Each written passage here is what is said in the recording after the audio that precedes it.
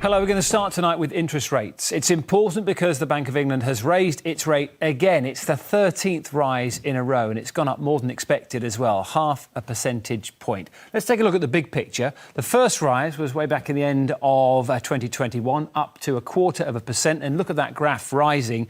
Now we find ourselves here at 5%. And economists say it's a rate that's likely to stay around there for some time yet. So what does that actually mean? Well, if you have savings, you might get a little extra money every month.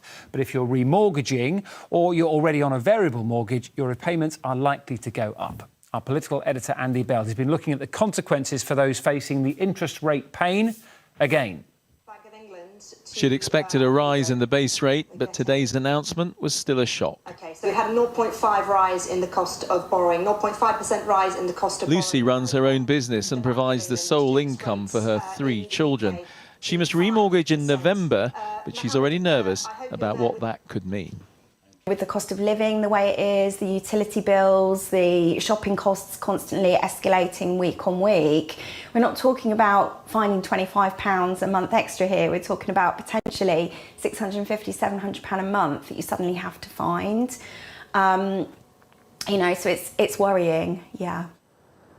1.4 million people are coming off fixed-rate mortgages in the next 12 months, and many will struggle.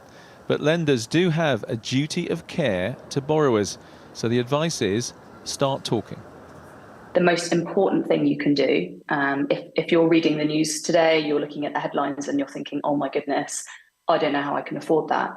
The most important thing you can do is to speak to your lender as early as you possibly can. So preferably before there's any missed payment. If you're concerned, go and speak to your lender. He doesn't set interest rates, but his government has to deal with the consequences. On a factory visit in Kent today, the Prime Minister was trying to sound reassuring. I'm here to tell you that I am totally 100% on it, and it is going to be okay, and we are going to get through this. And that is the most important thing I wanted to let you know today. Rooting out inflation is not easy. It requires difficult decisions, doesn't happen overnight. But if we don't get on top of it, it would just get worse and it would last longer. And that's not going to do anyone any favours. At the Bank of England, they say making borrowing more expensive means people will spend less and inflation will come down. But if they go too far with the interest rate rises, could they tip the country into recession? Well, we're not seeking to precipitate a recession, and we've got an economy that is much stronger and more resilient than we expected it to be. Part of that is because energy prices have come down so much, which is good news. It's good news.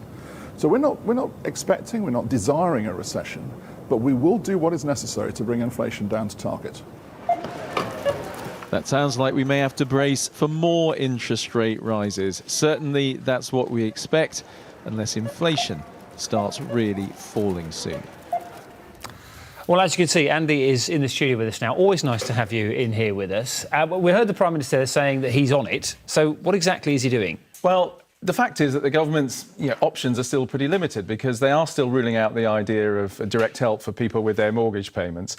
And the fact is, it is the Bank of England that sets the interest rates, and they're basically relying on the Bank of England to put the interest rates up if they think that's what's needed to squeeze out inflation. So the government, as far as I can see, is reduced to saying, lenders, you have a duty to people who are getting into trouble to offer them as much flexibility as possible, and lenders are coming into Downing Street tomorrow.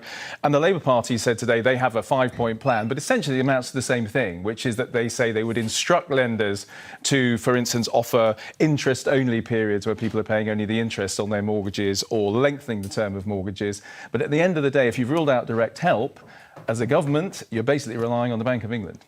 So, Andy, we are hearing the R word a lot, recession. Should we be worried? What's going on? Yeah, this has sort of come upon people, I think, that the alternative to the inflation going up seems to be recession.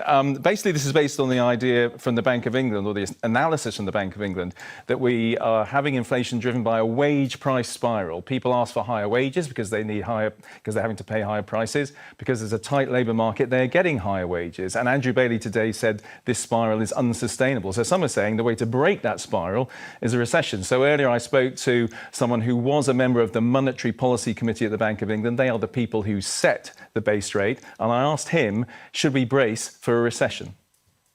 with the fundamentals of the British economy being weaker than they were before the epidemic and before Brexit, I think we do have to recognise that the cure for inflation is more likely to involve a recession.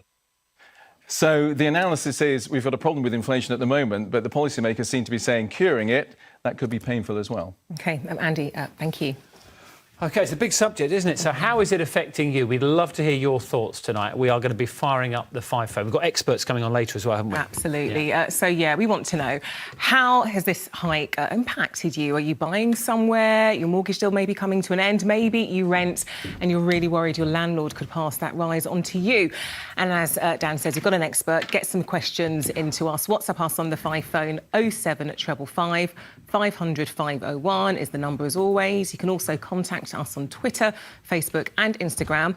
I'll be reading out some of your messages and sharing some of those questions a little later in the programme.